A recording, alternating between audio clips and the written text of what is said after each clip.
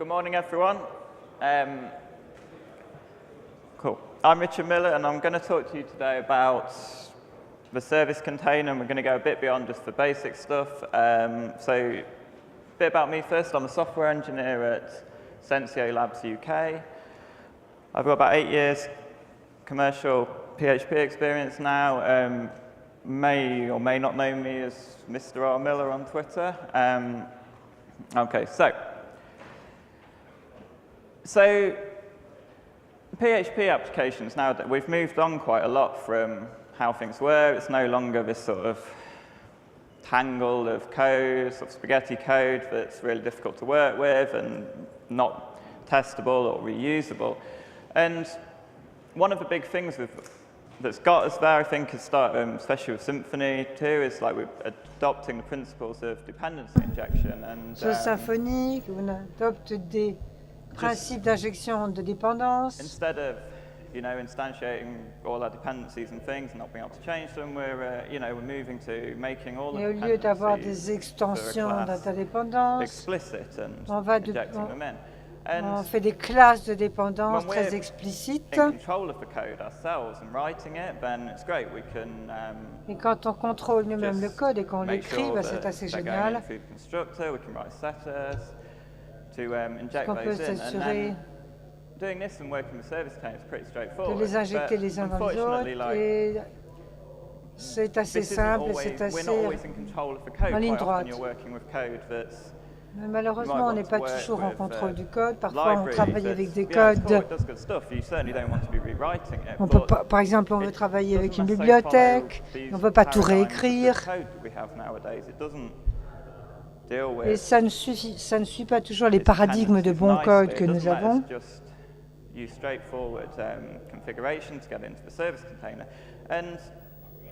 La configuration n'est pas toujours très facile à appliquer. Et on ne veut pas, si on peut rentrer dans ces services et injecter tous les services dans notre classe,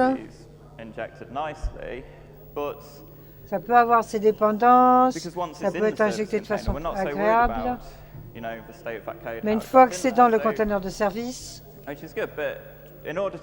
ne se demande pas comment c'est rentré là-dedans. Donc pour réussir ça, on ne peut pas toujours utiliser une configuration très simple avec un code agréable à utiliser aussi.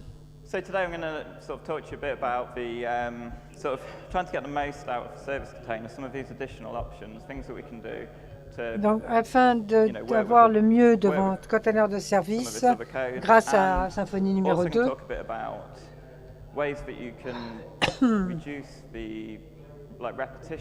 je vais vous parler de la manière dont on peut réduire les répétitions dans la configuration pour ne pas se répéter sans cesse.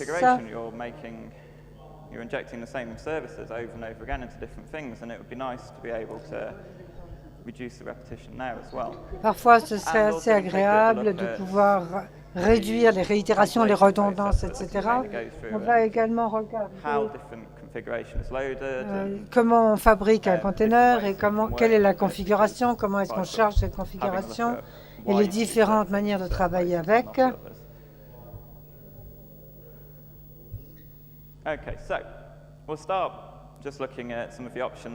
Alors donc, on va commencer par regarder quelques-unes des options pour injecter les choses dans les dépendances. Je suis sûr qu'il y en a que vous connaissez d'ailleurs déjà. On va les regarder les unes après les autres. Donc voici donc par exemple l'injection dans le constructeur. Vous n'êtes pas toujours en contrôle du code.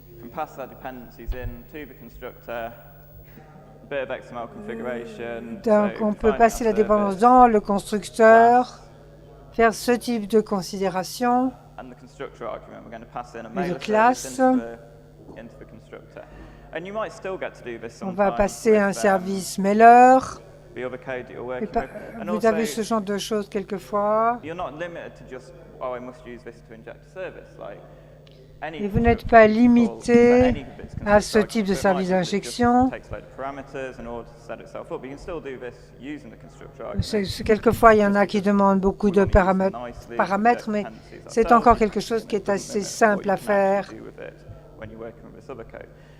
Donc, ça ne limite pas vos actions. Donc, vous avez un choix.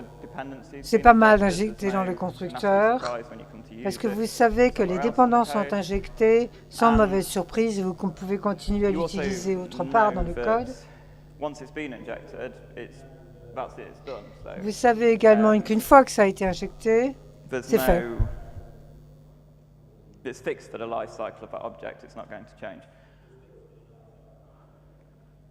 Et ça ne va pas se changer. L'autre chose qu'on peut utiliser de toute façon est une méthode de setter. La syntaxe est un peu différente et la configuration est vachement différente. Donc, la méthode varie. Donc ça, c'est bien. Si c'est une dépendance optionnelle, il y a quelque chose dont il ne faut pas vous souvenir. C'est une méthode très particulière. On peut mettre des checks sur cette méthode. Ou le constructeur peut le faire, mais à nouveau, vous pouvez utiliser cette méthode-là si vous travaillez avec des bibliothèques. Une fois que le code a été construit, vous pouvez utiliser le setter méthode. On peut le prendre à partir du container. Vous n'êtes pas contraint de l'utiliser pour injecter des dépendances. L'autre chose qu'on a, c'est qu'on peut, si on peut injecter les choses dans les propriétés publiques de la classe. C'est une syntaxe encore différente, property. Vous indiquez où vous voulez le mettre. Donc, si vous contrôlez ce code, je ne recommande pas que vous utilisiez cette méthode parce que c'est similaire à la dijection de secteur. Mais vous n'avez aucun contrôle dessus. C'est dans le domaine public, donc ça peut changer. Et en plus, il faut faire des checks manuels, il faut vérifier quelle dépendance vous voulez injecter. Mais quand ce n'est pas votre code, ou quand vous écrivez un bundle, par exemple, là, ça peut être utile. Quelquefois, c'est nécessaire pour la propriété publique, le domaine public.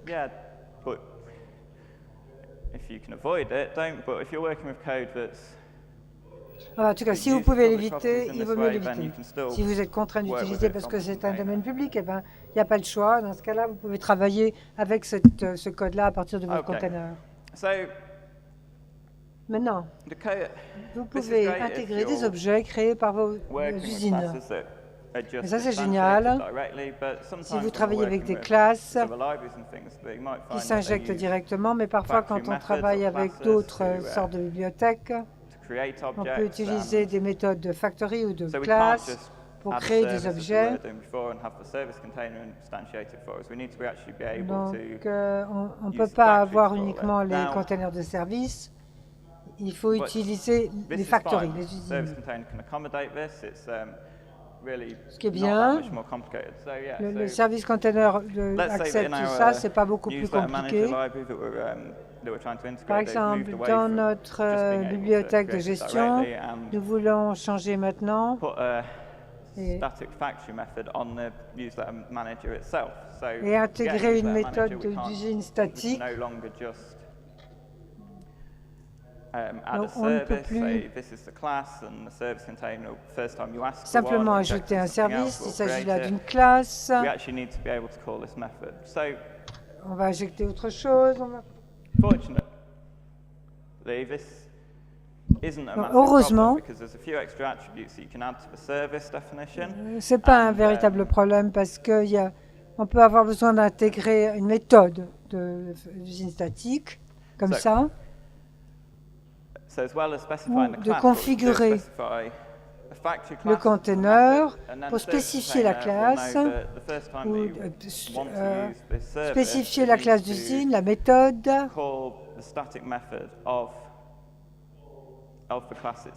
et appeler la méthode statique pour obtenir un newsletter manager. Mais vous n'êtes pas limité à cela. Vous pouvez travailler avec n'importe quoi. Donc vous avez cette méthode statique d'usine, mais on n'est pas très heureux quand on utilise les méthodes statiques, parce que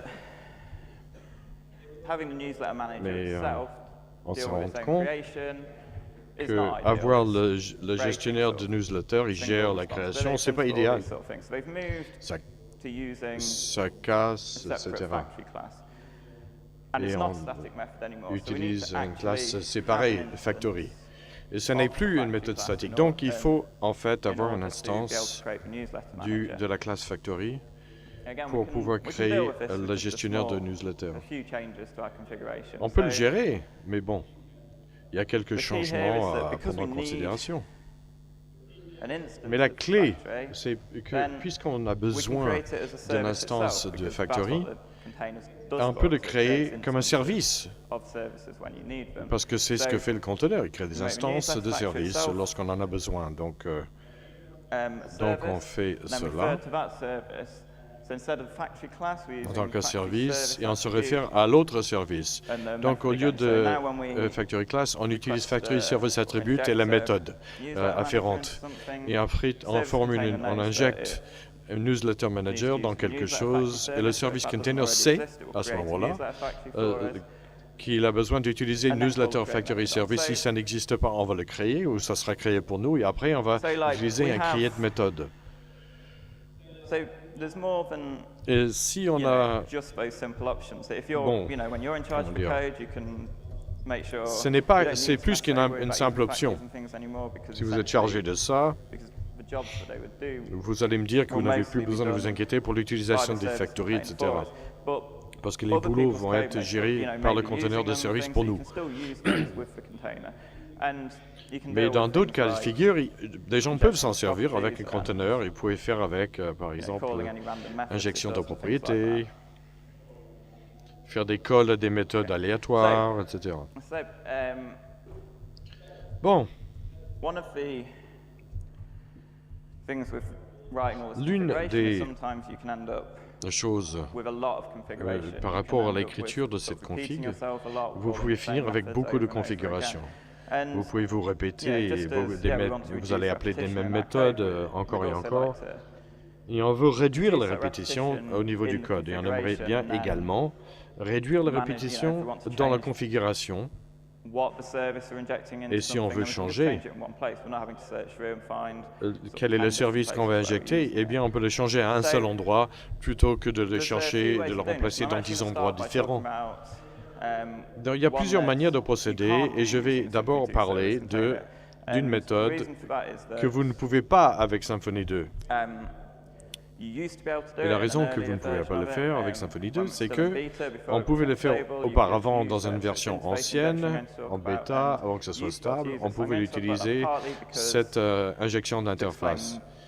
Mais je vais en parler parce que, pour expliquer pourquoi on l'a enlevé, et aussi parce qu'on va parler de ça et ensuite on va parler de ce qu'on peut utiliser à la place pour illustrer les différents principes en jeu.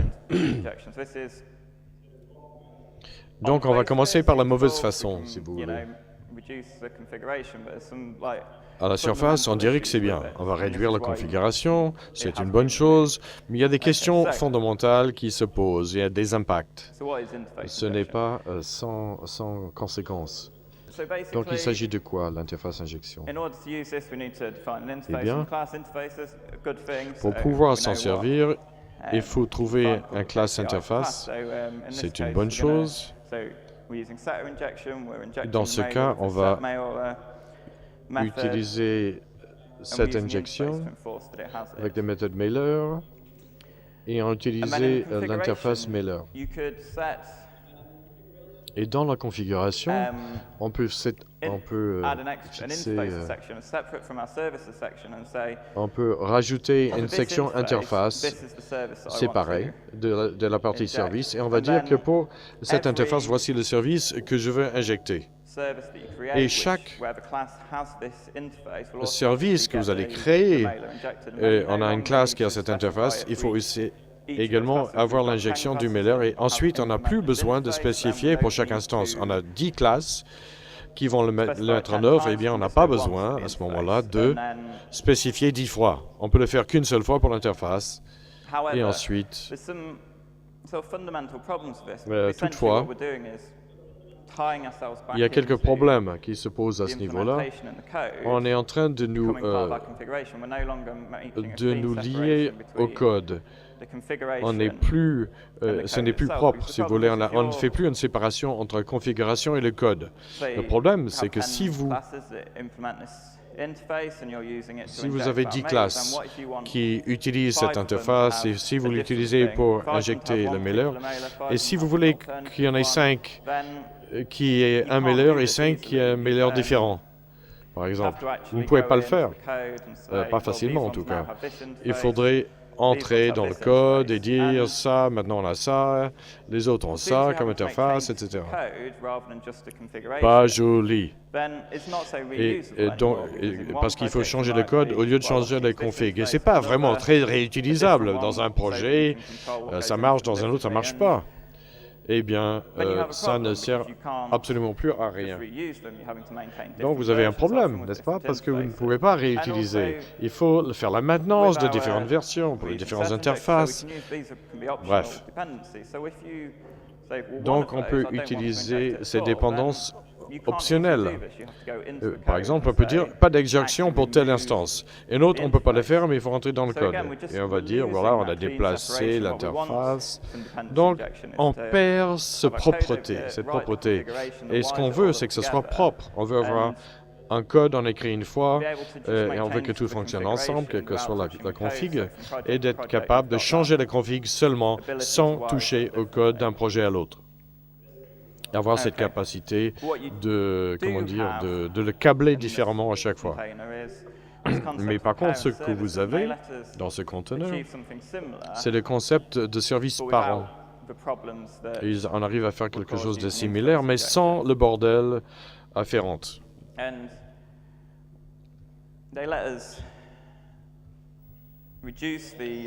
Ce qui nous permettra de réduire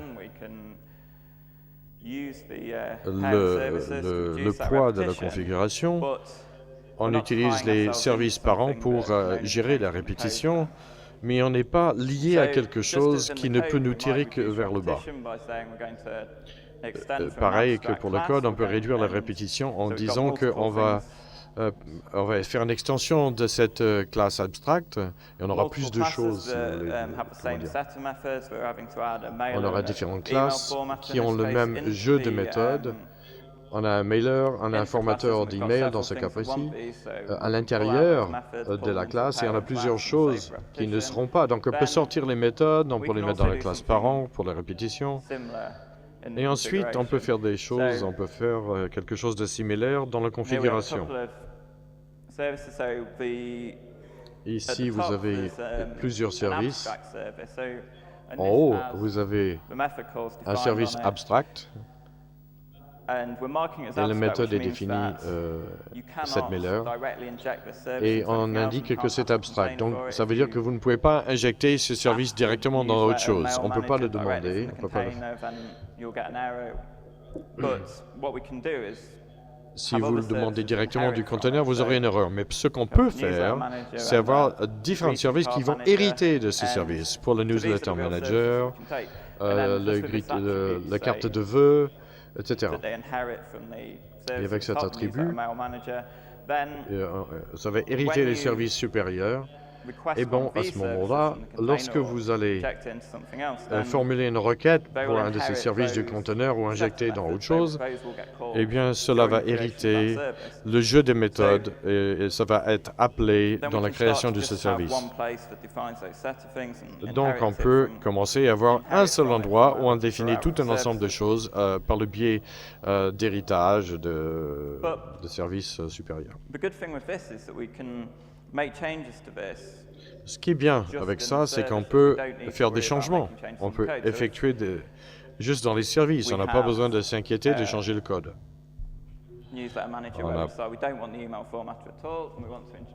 On a Newsletter Manager où on dit qu'on ne veut pas le format email du tout. On veut rajouter un mailer alternatif, par exemple. Et on peut simplement, à ce moment-là, changer la config. On peut déplacer le lien au service parent, mais juste dans la configuration. On enlève un attribut et ça ne va plus hériter cette méthode. On peut redéfinir tel ou tel service. Et en ce faisant, on n'a plus besoin de toucher au code pour faire les changements, et on peut le faire dans la config uniquement. Et on peut le reconfigurer d'un appli à l'autre sans être obligé de... les changements que j'ai effectués ici, donc c'est uniquement en configuration, on n'a pas besoin de tout casser. Une fois que c'est introduit, vous avez un setup similaire, il n'y a plus de corrélation directe, on n'a pas besoin, le service parent est abstract et n'a pas de classe. Donc on n'a pas besoin d'associer un classe avec les services abstracts. On peut créer, puisque vous avez la répétition, et l'utiliser pour hériter de cela, pour éviter d'être obligé de tout refaire à chaque fois. De manière similaire, ce n'est pas parce qu'une classe s'étend de quelque chose dans le code, on n'a pas forcément besoin de créer, on n'a pas besoin de créer et associer le service dans la configuration. Il faut juste réfléchir à quels sont les arguments construct dont je dois les poser et quelles sont les méthodes que je souhaite appeler. Si ça vit dans le code ou pas, on s'en fiche. On peut travailler de manière indépendante les uns avec les autres.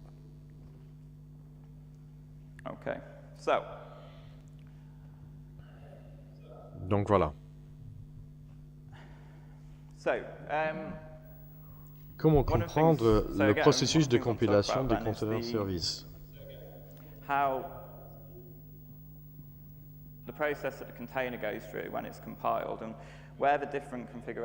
Quel est le processus de compilation? Où est-ce qu'on va charger la configuration? À quelle étape ça se passe? Qu'est-ce qui se passe avec ça? Et est-ce qu'on peut améliorer ce processus une fois qu'on a commencé à comprendre pourquoi on peut faire certaines choses, pourquoi on ne peut pas faire d'autres?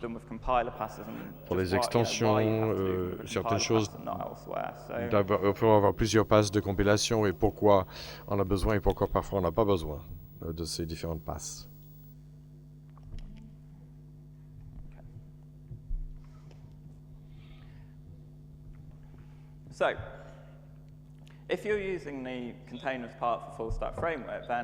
Si vous utilisez la partie conteneur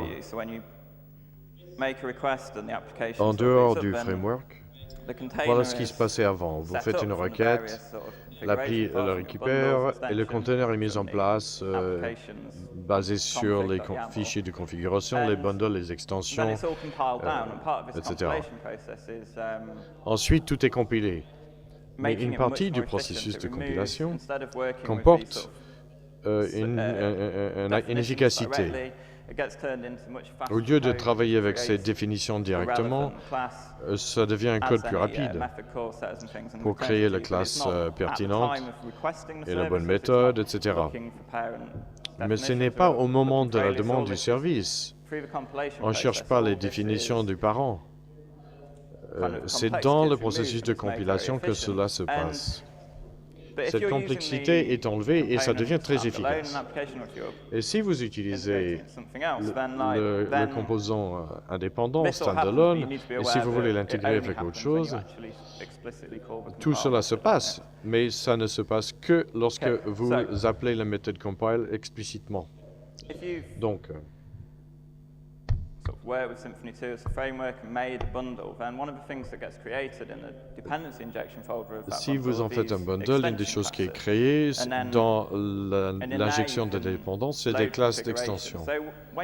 Et maintenant, vous pouvez charger les configurations. Donc, lorsque vous avez fait un call à la compilation, ces classes, la technique de chargement est appelée, et cela permet de rajouter le processus de configuration au conteneur. Donc là, vous pouvez faire beaucoup de choses. On peut charger différentes configurations, des fichiers de configuration, et vous pouvez également avoir accès à l'ensemble de la configuration de l'application. Donc on sait quelles sont les caractéristiques de cette configuration. Donc vous pouvez choisir le fichier de config qu'il faut charger, et les rajouter au service container. Donc, par exemple, avec un bundle statique, vous avez un fichier configuration spécifique pour chaque filtre et basé sur les choix que vous allez fixer, déterminer, vous allez choisir lequel des fichiers de conflit il faut charger à ce point précis. Et en fait, ce que vous êtes en train de réellement faire, c'est que la méthode de cette classe d'extension est passée dans le Container Builder. On parle beaucoup de conteneurs, mais en fait, lorsque vous travaillez réellement avec ça, vous travaillez avec un Container Builder class, puisqu'il s'agit de ça pour la mise en place de la configuration, pour libérer le processus de compilation. C'est pour ça que vous allez voir Container Builder qui apparaît partout. Dans cette méthode, vous pouvez faire ce que vous voulez. Vous pouvez charger ça par des fichiers XML et vous pouvez manipuler cela directement avec des méthodes PHP ou autres. Mais ce que vous ne pouvez pas faire, c'est de savoir quelles sont les autres configurations qui sont chargées. Parce que si cet autre bundle existe, si c'est rajouté au service, à ce moment-là, je veux rajouter tel truc. Parce que vous ne savez pas si le bundle va être chargé, et pour enforcer cela, le Container Builder qui est passé n'est pas le Container Builder qui a la partie de la configuration que vous voulez. C'est un Container Builder nouveau qui contient rien. Donc, vous pouvez faire toutes sortes de choses compliquées pour ajouter des choses, mais ce que vous ne pouvez pas faire, c'est manipuler la configuration qui s'y trouve déjà à cette étape-là. Voilà. C'est là où on utilise les classes, les passes de compiler. La puissance de cela, c'est que ça vous permet de répondre à la surconfiguration. Le compiler pass, vous savez, ça tourne après les extensions, le chargement des extensions. Donc, toute la configuration qui vient des bundles, les free extensions sont chargées. Et ensuite, une série de compiler passeurs est utilisée.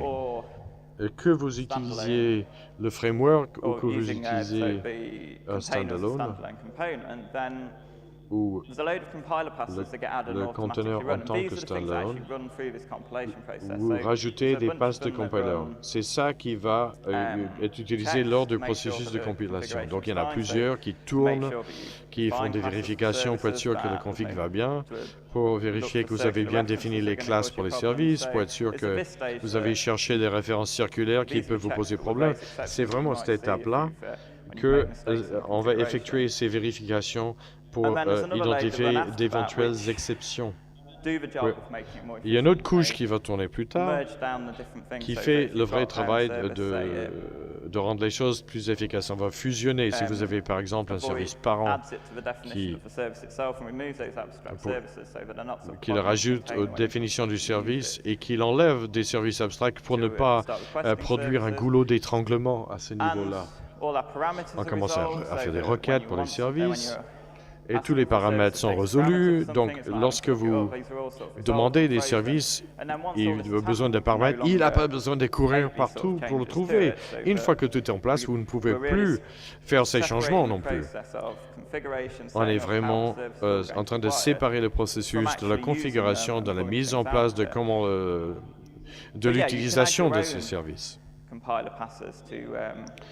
Mais vous connectez vos propres passes compilateurs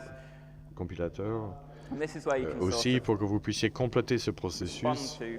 Et c'est là où vous pouvez répondre aux requêtes. Donc l'une des utilisations principales, mais pas la seule, c'est pour les services de tag. Et beaucoup d'entre vous, certainement, avez créé des services et vous les avez tagués. Mais dans la configuration, pour le tag des services, c'est assez facile. On a le tag lui-même, c'est juste une chaîne de caractères. La convention, c'est d'utiliser le nom du bundle avec le syntaxe dot et puis le nom du tag.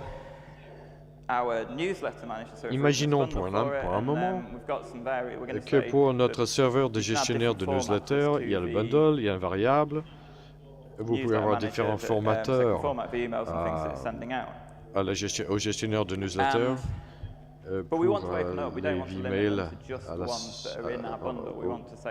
Mais on ne veut pas limiter cela à uniquement ce qui s'y trouve dans le bundle. On veut que d'autres personnes puissent écrire, qui puissent les rajouter dans d'autres bundles, pour qu'un autre bundle puisse arriver et dire tiens, je veux tel ou tel service pour le newsletter manager. Et au moment où vous êtes en train de traiter la configuration et vous avez les extensions dans le bundle, vous pouvez faire pas mal de choses, mais ce que vous ne savez pas, c'est est-ce que les services ont été enregistrés? Est-ce que c'est dans le registre? Donc si, avec le compiler pass, vous pouvez travailler avec ça justement. Vous pouvez trouver quelles sont les autres configurations qui ont été chargées. Donc, on a besoin, lorsque vous créez un compiler pass, il faut qu'il suive justement cette interface compiler pass. Et ensuite, la méthode pertinente, c'est la méthode de process. Ce qui est passé dans le container builder, mais à cette fois-ci, c'est pleinement configuré. Il y a déjà la config, donc on peut lui demander quels sont les services qu'il a. On peut manipuler les définitions de services. On peut faire toutes sortes de choses. On peut changer la classe, les utilisateurs, on peut rajouter ou enlever les arguments de structure, on peut rajouter des setter méthodes, et c'est ça justement qu'on va faire dans ce cas précis. On a la définition de notre gestionnaire de newsletter pour le conteneur, et on peut aussi demander à ce qu'il nous renvoie les services qui ont été tagués, que ce soit dans notre bundle où ça a été tagué, pour l'utiliser dans les formateurs. Et le container va me dire ce qu'il en est. Et ensuite, on peut rajouter une méthode additionnelle qui, à notre newsletter manager, à la définition.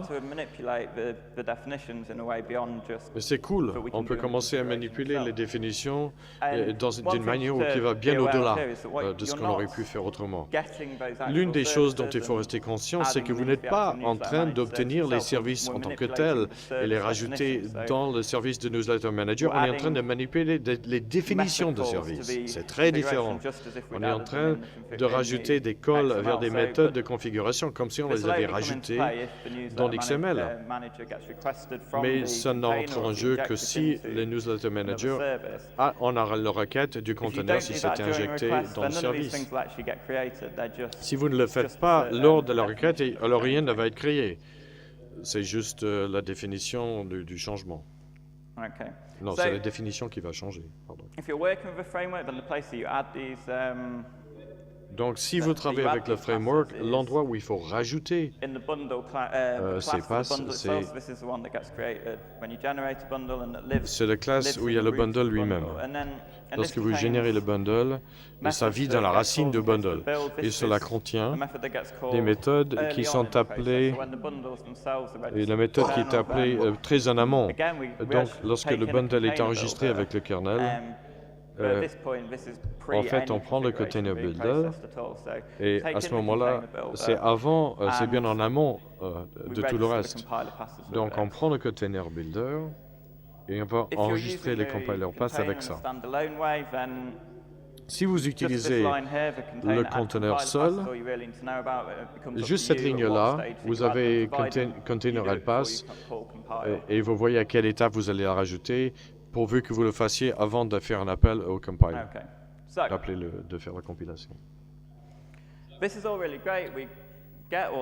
Alors, comment tout ça est très bien, on arrive à faire toute cette configuration compliquée au niveau de la configuration, on va pouvoir manipuler la configuration de différentes manières, on peut utiliser les extensions, on peut utiliser les passes de compilateur pour manipuler et faire ces changements. Et ensuite, dans le processus de compilation, on prend cette complexité et permet de vraiment simplifier le conteneur pour le rendre plus efficace à l'utilisation. Pour faire en sorte que lorsque vous allez l'utiliser, lorsque vous envoyez des requêtes, c'est rapide, c'est efficace, bien qu'on ait eu toute cette complexité au niveau de la configuration. Et lorsque vous utilisez, mais tout ça est très bien, on améliore la performance, effectivement, mais tout ça, il y a une compensation. Ce chargement prend du temps. Donc, on en tire l'avantage que si on va mettre en cache le résultat de toute ce conteneur sympathique qu'on a créé. Et si vous utilisez un framework, le framework s'en occupe tout seul. Si vous utilisez l'injection de dépendance seule, eh bien, cela ne se fait pas automatiquement, il faut s'en occuper. Mais c'est simple. Dans le composant, vous avez une classe de PHP dump où vous pouvez passer le conteneur une fois que vous ayez effectué le processus de rajouter la configuration. Vous pouvez utiliser PHP dumper classe 2 pour dumper le conteneur à un PHP rapide et efficace. C'est vraiment géré uniquement avec des calls de méthode. Donc si on fait ça, on peut cacher ce fichier, le mettre en cache. Oui, il existe, et s'il existe, on l'utilise. S'il n'existe pas, on va le compiler. Et pour la plupart des requêtes, on n'est plus tributaire de recompiler tout ça. On utilise seulement la version déjà mise en cache. Tout ça va très bien, mais en développement, on veut pouvoir faire des changements. On peut sacrifier la vitesse au niveau du développement, si on veut. Donc, lorsqu'on est dans le framework, si vous êtes en mode développement, par exemple le dbox est allumé, le container n'est pas mis en cache. Donc une des raisons pour laquelle les choses semblent tourner plus lentement quand on travaille en développement, c'est que toute cette compilation se passe à chaque fois, puisqu'il faut s'assurer qu'on est à jour avec la configuration. Donc on peut répliquer cela. Il faut juste faire un drapeau. Selon le drapeau, on peut compiler ou ne pas compiler. On peut les mettre en cache ou pas. Ou je peux demander à recompiler à chaque fois selon le mode dans lequel je veux travailler en développement. Donc voilà.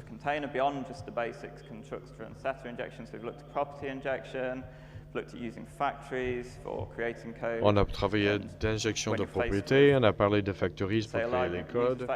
Lorsque vous êtes confronté à une utilisation live, une fois qu'on a les conteneurs, on peut les en ressortir pour garder propre notre code. On a regardé différentes manières pour réduire la configuration, la répétition pour réduire la surcharge et de rendre plus efficace le processus de compilation. Donc j'ai fini